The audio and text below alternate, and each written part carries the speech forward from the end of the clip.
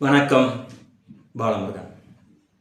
ஜோதிடமே ஒன்னா நம்பர் பித்தலாட்டம் தான். அயோக்கியத்தனம், மொல்ல மாதிரித்தனம், திருட்டுத்தனம், இனி என்னெல்லாம் இருக்கோ அது எல்லாத்தையும் ஒட்டு மொத்தமா ஒரு பொருளுக்கு ஒரு ஆக்டா சொல்லணும்னா அது ஜோதிடம் தான். அந்த ஜோதிடத்துக்குள்ள இன்னொரு மொல்ல மாதிரித்தனம் பண்ணியிருக்கான் இன்னொருத்தன். அது என்னங்கிறத பார்க்கலாம்.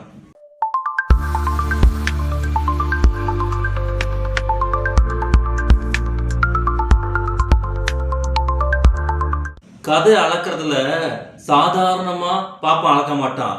என்ன சொல்றது, வைகுண்டத்துக்கும் வானத்துக்கும் வைகுண்டத்துக்கும் அளப்பான்.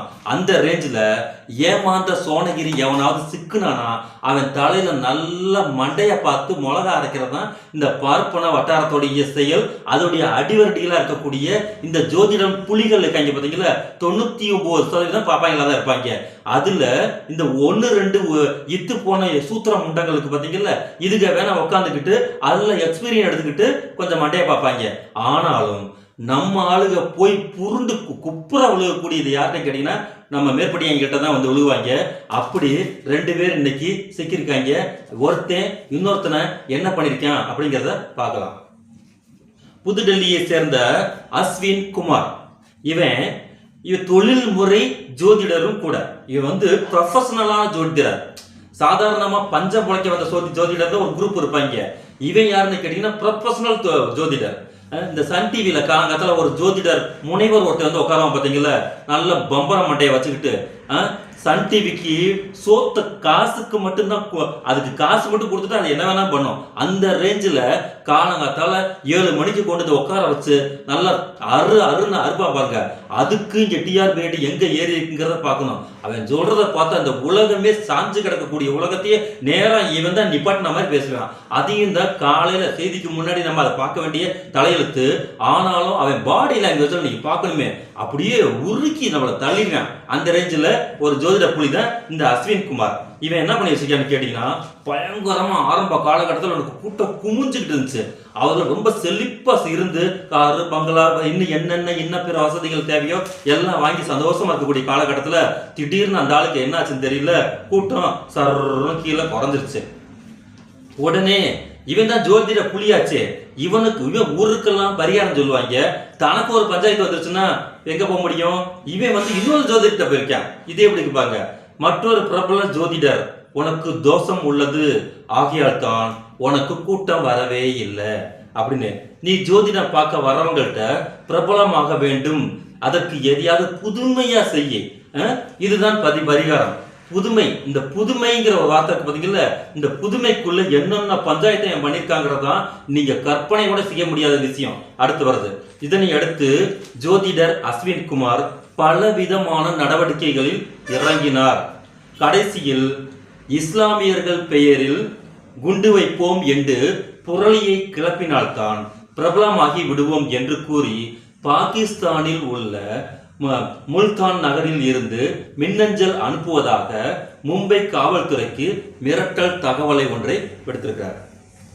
மேலும் இதற்கு IS மற்றும் அல்கொய்தா பயங்கரவாதிகள் பொறுப்பு ஏற்க உள்ளனர் என்றும், விநாயகர் சிலை கரைப்பிற்கு 34 வாகனங்களில் 400 கிலோ RDX வெடி மருந்துகள் வைக்கப்பட்டிருக்கிறதாகவும், லக்சர் இ ஜிஹாதி என்ற தாக்குதல் திட்டத்தின் பெயரில் 14 பாகிஸ்தான் பயங்கரவாதிகள் இந்தியாவுக்குள் நுழைந்ததாகவும் குறிப்பிட்டு வச்சிருக்கேன். பண்ணிட்டு வேலை.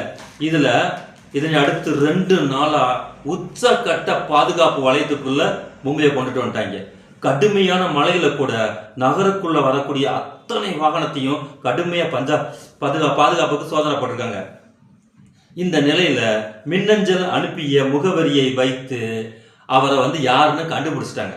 அந்த ஆளு புதுடெல்லிக்கு பக்கத்தில் இருக்கக்கூடிய நொய்டா பகுதியில் வசிக்கக்கூடிய ஜோதிடர் என்று தெரிய வந்தது. பிரபாஸ் என்ற பெயரில் அனுப்பியிருந்ததும் தெரிய வந்தது. பின் விசாரணைக்குத்தான் பிரபலமாக வேண்டும் என்றும் நல்லா கொடுக்க வேண்டிய அளவுக்கு மரியாதையை கொடுத்து விசாரிச்சதுல அவன் உண்மையை கக்கிட்டான். எப்படி கக்கிட்டான்னா, நான் ஜோதி இடத்துல பயங்கரமா பிரபலமாகணும், கொடி கட்டி பறக்கணும் அப்படி இப்படின்னு நினைச்சுக்கிட்டு அந்த நினைப்புல தான் இந்த வேலையை நான் செஞ்சேன் அப்படின்னு சொல்லி காவல்துறை கிட்ட அந்த ஆள் சொல்லியிருக்கான். கதை எப்படி இருக்கு பார்த்தீங்களா? ஜோதிடமே ஒரு அயோக்கியத்தனமான வேலை, பித்தலாட்டம், மொள்ளமாரித்தனம், முடிச்ச வைத்தனம், சுத்தமா அறிவியலுக்கு பொருந்தவே பொருந்தாத ஒரு மூடத்தனம், அடுத்தவனுடைய ஏமாளித்தனத்தை வச்சு நல்லா தடவக்கூடிய ஒரு வேலையை செய்யக்கூடிய ஒரு எச்சு பொழப்பது. அதுக்குள்ள மெத்த படித்த மேதாவிகள் கூட அச்சத்தாலும் பயங்கரமான ஆசையினாலும் ஜோதிட மூட நம்பிக்கைக்கு பலியாகும் கூத்து நம்ம இந்தியாவில் நாளுக்கு நாள் நொடிக்கு நொடி ஏற்பட்டு இருக்கு. அதுக்கு இந்த வெக்கங்கட்ட சன் டிவி வரைக்கும் கீழே இறங்கி நம்ம ஆட்களை பலி கொடுத்துட்டு இருக்காங்க. காந்திக்கு 125 வயசுன்னு இந்த பிரபல ஜோதிடரை பார்த்தீங்கல்ல கணிச்சு சொன்னாங்க. என்னென்ன கூத்து பண்ணாங்க. கடைசியில நவகிரகம் ஒன்று சேர போகிறது, உலகமே அழிய போகிறது ஒரு கூக்குரல் போட்டாங்க. கடைசியில அது எங்க வந்து முடிஞ்சுங்க உங்க எல்லாருக்குமே தெரியும். ஜோதிடத்தில் நவகிரகம்னு ஒன்று சொல்றாங்கல்ல, அந்த நவகிரகத்துல சூரியன் இருக்காடான்னு கேட்டா இருக்கா. சூரியன் கிரகம் இல்ல, அது ஒரு நட்சத்திரம் என்று தெரியாத மூடர்கள் தான் ஜோதிடம் சொல்லுகிறார்கள் என்றால் இதை விட விஞ்ஞானம் படிச்சிருக்கக்கூடிய முட்டாள்கள் எப்படி இருப்பாங்க அப்படிங்கிறத நம்ம பார்த்துக்கணும். நவகிரகத்துல புதன் இருக்கு, சுக்கிரன் இருக்கு, சந்திரன் பூமிக்கு திரும்புவார், பூமியிலிருந்து சனியை லேசாக திரும்பி பார்க்கிறாங்க அப்படின்னு காலங்காத்தால நம்ம கிட்ட உட்காந்துட்டு ஓலா வண்டியை உருட்டிக்கிட்டு இருப்பான். அதுல பூமி மட்டும் இருக்காது. ஏண்டா நவகிரகம் சொல்றீங்க, பிளானட் தாண்டா சுற்றுல பூமி மெயினான ஒரு ஒரு பிளானட் ஒரு கோள் இல்லையாடா, அதை அதெல்லாம் கிடையாது. நவகிரகத்துல பூமி கிடையாது. சரியா? சந்திரனுக்கு அதுக்குள்ள என்ன இருக்குன்னா துணை கிரகமான சந்திரன் இருக்கும், ராகு இருக்கும், கேது இருக்கும். அந்த மாதிரி ஏதாவது உண்டா? படிச்சிருக்கக்கூடிய 6வது படிக்கக்கூடிய நம்மளுடைய வானியல் படிப்புல வந்துக்கிட்டு ராகு கேது அப்படின்னு ஏதாவது ஒரு பாடத்தை நம்ம ஒரு கோள் இருக்கிறத நம்ம பார்த்துருக்கோமா? இவனுங்களை அடிச்சு விடுறானுங்க. அறிவுக்கு உட்பட்டு இருக்கக்கூடிய 6 அறிவுன்னு சொல்லக்கூடிய நம்ம மக்களுக்கு குறைந்தபட்ச அறிவுன்னு ஒன்று இருந்துச்சுன்னா, டேய் எங்கடா பூமி இருக்கு, வியாழன் இருக்கு, புதன் இருக்கு, செவ்வாய் இருக்கு, சனி இருக்கு, சூரியன் இருக்கு, ராகு எங்கடா இருக்குது, கேது எங்கடா இருக்குன்னு எவனா கேட்டிருக்கானா? அந்த கேடு கெட்ட மூலையில கேட்க மாட்டான். ஏன்னா அவனை டெம்பரவரி பகுத்தறிவாளரை தான் இன்னைக்கு வரைக்கும் பார்ப்பான் வச்சிருக்கான்.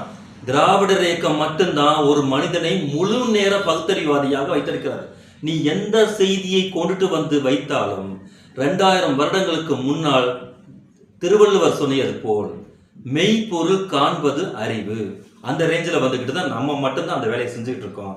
அப்போ டெல்லியை சேர்ந்த ஒரு ஜோதிடன் தன்னை பிரபலப்படுத்துவதற்காக மின்னஞ்சல் மூலம் காவல்துறைக்கு குண்டு வைக்க போவதாக புரளியை கிளப்பி விட்டான். கடைசியில் அவனே மாட்டிக்கொண்டு இப்ப இருக்க வேண்டிய இடம் எங்க இருக்கிறான்? ஜெயில இருக்கான். இதுல இருந்து எவ்வளவு பெரிய ஒழுசத்தனமான வேலை இந்த ஜோதிடம் பார்க்கறது, ஜோதிடம் சொல்றது, ஜோதிடம் கேட்க போறது. குறைந்தபட்சம் அவன் ஜோதிடத்தை எந்த ஏரியா பக்கம் கிளப்புறான்னு பாத்தீங்கன்னா, அந்த வடநாடு முழுக்க அவங்களுடைய மூளையில ஃபுல்லா அந்த டிஎன்ஏல என்ன கலந்திருக்குன்னு கேட்டீங்கன்னா இஸ்லாமிய வெறுப்பு கலந்திருக்கு. அதனால அவன் கூலா எடுத்த எடுப்புலயே தான் பிரபலமாக வேண்டும் என்றார். இங்க இருக்கக்கூடிய 20க்கு 80ன்னு என்னைக்கு இந்த மொட்டை சாமியார் இருக்கான் பாத்தீங்கல்ல, அந்த சாமியார் சொன்னான் பாத்தீங்கல்ல, இங்க 20க்கும் 80க்கும் தான் போட்டின்னு. எப்படி கிளப்பி விடுறாங்க? 20 பேரோட ஓட்டு எனக்கு வேண்டாம், மிச்சம் 80 பேர் எனக்கு ஓட்டு போட்டா போதும்னு சொல்லி அங்க ஒண்ணுமே தெரியாத அப்பாவிகளை இங்க இவங்களுடைய கேடைய மகம் வாழாவும் பயன்படுத்திட்டு இருக்காங்கன்னா எவ்வளவுக்கு எவ்வளவு ஒழுசத்தனமான சிந்தனையால் இந்த வடநாடு நிறைந்திருக்கிறது, அவங்களுடைய சனாதானம் நிறைந்திருக்கிறது. இந்த சனாதானத்தினால் எவ்வளவு தூரம் இந்த சமூகம் பாழ்பட்டு போய் கிடக்கிறது என்பது அது என்ன சொல்றது, அது எந்த அளவுக்கு இந்த சமூகம் புறையேறி போயிருக்குங்கிறது உங்க எல்லாத்துக்குமே தெரியும். ஆனால் தமிழ்நாடு அப்படிங்கிற ஒரு மிகப்பெரிய இன்னைக்கு சொல்றாங்க, இந்தியாவில் வந்துக்கிட்டு வெளிநாட்டுல இருந்து இங்கே இந்தியாவை சுற்றி பார்க்கக்கூடிய வெளிநாட்டுக்கு வர்றவங்க டூரிஸ்ட்ல இருக்கிறவங்க எல்லாருமே பேட்டி கொடுக்குறாங்க.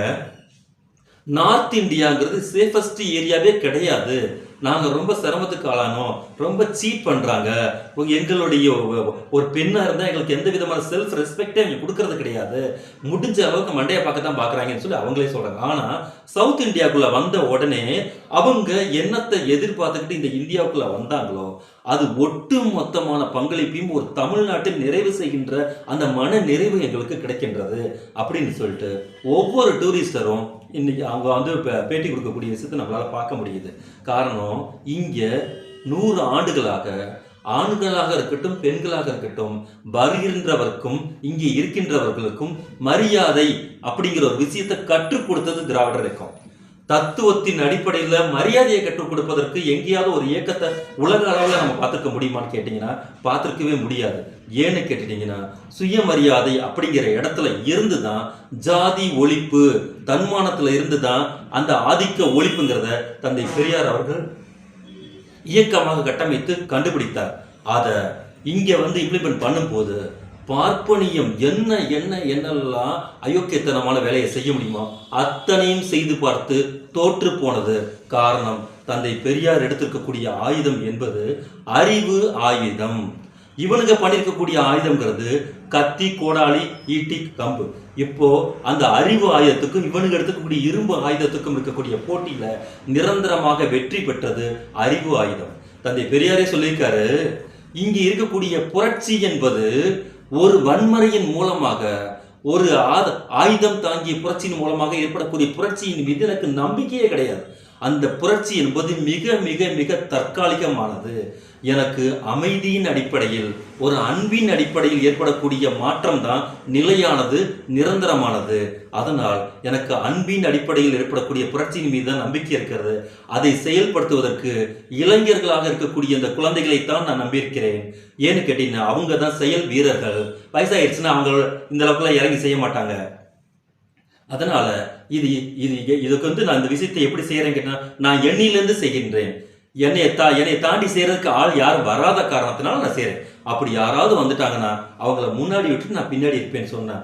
அரும் பெரும் தலைவர் தந்தை பெரியார். இன்னைக்கு அந்த இயக்கம் பூத்து குலுங்குகின்றது. தமிழ்நாட்டுக்கு மட்டும் பூத்து குலுங்கல, இந்தியாவுக்கு, ஏன் உலகத்துக்கே இன்னைக்கு போய் அந்த தத்துவம் தேவைப்படுது. ஏன்னு கேட்டீங்கன்னா அந்த தத்துவம் எங்கெங்கெல்லாம் செல்லவில்லை என்கின்ற காரணம் எப்போது நமக்கு தெரியுதுன்னா, இந்த மாதிரி குறுக்கு சாலை ஓட்டக்கூடிய கேடிகளும் அந்த அயோக்கிய பயல்களும் இந்த ஜோசியம், ஜாதகம் அப்படி இப்படின்னு சொல்லிட்டு இருக்காங்கன்னா அங்க நாம கல்விப்படுத்த வேண்டிய வேலை நமக்கு நிறைய இருக்கு.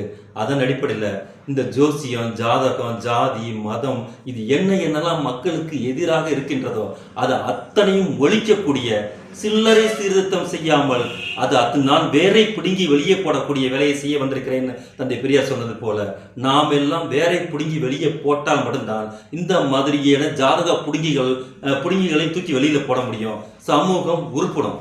அதன் அடிப்படையில் இந்த வேலையை நம்ம தொடர்ச்சியாக நம்ம பகுத்தறிவு பிரச்சாரம் செய்ய வேண்டியிருக்கு. இது என்னமோ புதுசாக இவங்க ஜாதிக்கு எதிரானவன், மதத்துக்கு எதிரானவன் அப்படி இப்படின்னு கிளப்புறதுக்கு ஒரு குரூப் வருவாங்க. இந்திய அரசியல் அமைப்பு சட்டம் 51H அடிப்படையில் ஒவ்வொரு தனி மனிதனும், இந்திய குடிமகனும் இங்க இருக்கக்கூடிய அறிவியல் சிந்தனையை வளர்க்க வேண்டும் அப்படின்னு சொல்லியிருக்கு.